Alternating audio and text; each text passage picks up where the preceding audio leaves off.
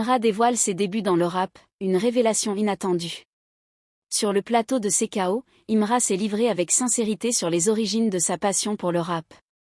Et contrairement à ce que certains auraient pu penser, son inspiration n'est ni venue d'un grand frère rappeur ni d'une expérience personnelle douloureuse, mais d'un morceau légendaire de l'époque où Boba et La Fouine dominaient les charts français, Reste en chien.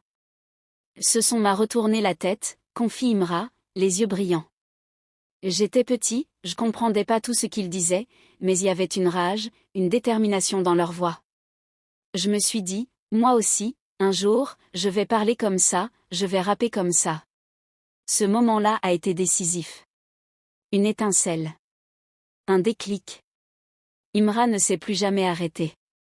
Ce qui n'était qu'un rêve d'enfant nourri par une prodé sombre et deux voix puissantes est devenu un empire musical. Car aujourd'hui, ce n'est plus La Fouine ou Boba qu'on écoute en boucle sur les réseaux en Côte d'Ivoire, c'est Imra.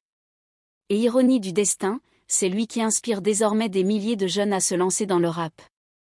Ce témoignage prouve une chose, la musique a le pouvoir de déclencher des vocations.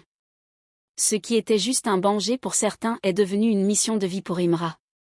Il n'a jamais renié ses influences, mais il les a transcendées. Là où d'autres se sont arrêtés au rêve, lui en a fait une réalité.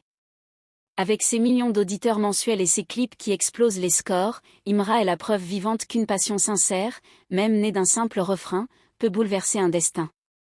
Et s'il est aujourd'hui le porte-voix d'une génération, c'est parce qu'un jour, un petit garçon a entendu « Reste en chien » et s'est promis de devenir le king du rap ivoirien.